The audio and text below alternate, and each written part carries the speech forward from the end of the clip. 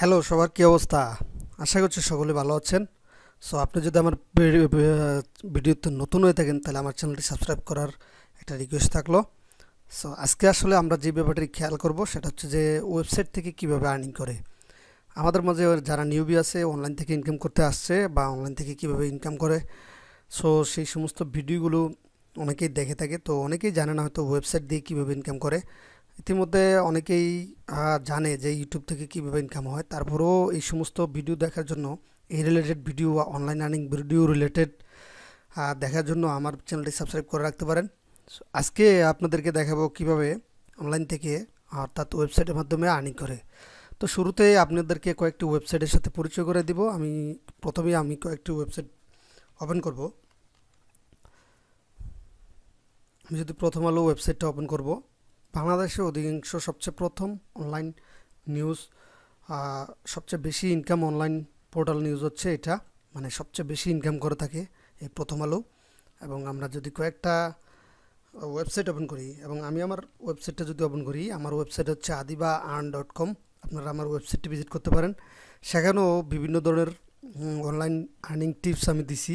তো আমি আমার ওয়েবসাইটটা ওয়েট করলাম, দ্বিতীয় আমি ওয়েবসাইটটা ওপেন করে রাখলাম।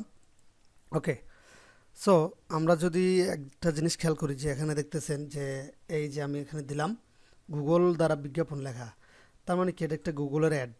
এই অ্যাডের মধ্যে যার ক্লিক করবে তারা একটা পরিমাণ আর্নিং করতে পারবে, এবং এটা বিভিন্ন ধরনের হয়ে থাকে। কেউ 5 সেন্ট, 8 সেন্ট, 10 সেন্ট, বিভিন্ন কান্ট্রি বেসে এই ইনকামটা হয়ে থাকে।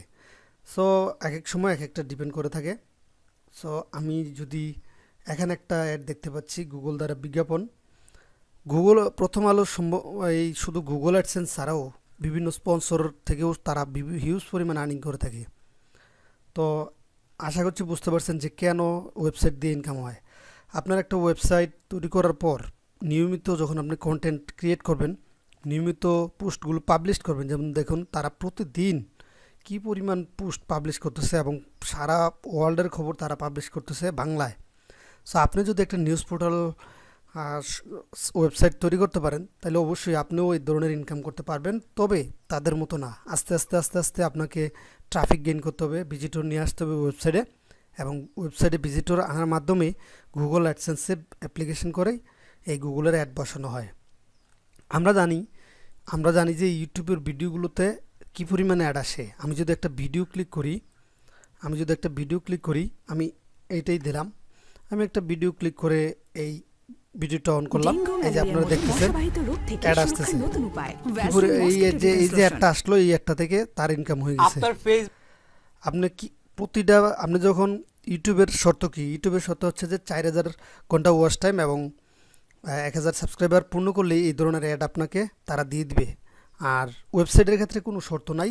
ওয়েবসাইটের ক্ষেত্রে শর্ত হচ্ছে যে আপনাকে ইউনিক কন্টেন্ট লিখতে হবে, তাদের পলিসি অনুযায়ী কাজ করতে হবে, তাদের রুলস অ্যান্ড রেগুলেশন মান্য করতে হবে।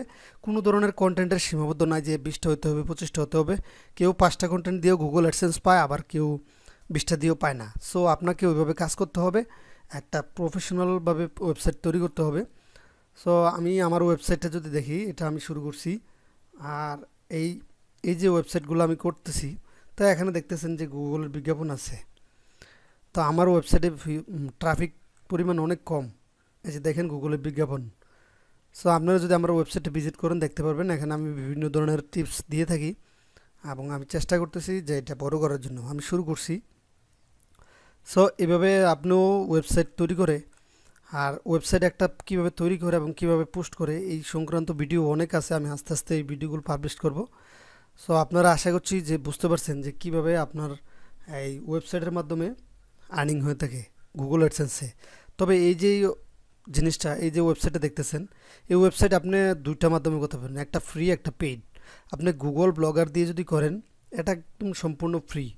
কীভাবে ব্লগারে ব্লগিং করে থাকে, ব্লগার দিয়ে এই ধরনের ভিডিও অনেক আছে, আপনি সার্চ করে দেখতে পারেন। তবে ওয়েবসাইটের মাধ্যমে একটা মান্থলি পেমেন্ট করতে হয়। যদি আপনি ওয়ার্ডপ্রেসের মাধ্যমে করেন বা যে কোনো সিএনএস দিয়ে করেন, সেটা আপনার মান্থলি পেমেন্ট করতে হবে। সেখান থেকে ডোমেইন হোস্টিং নিতে হয় পেইড। তো ডোমেইন হোস্টিং নিয়ে অনেকে পেইডভাবে শুরু করতেছে, আপনি চাইলে ফ্রিতেও শুরু করতে পারেন। ধন্যবাদ ভিডিওটি দেখার জন্য।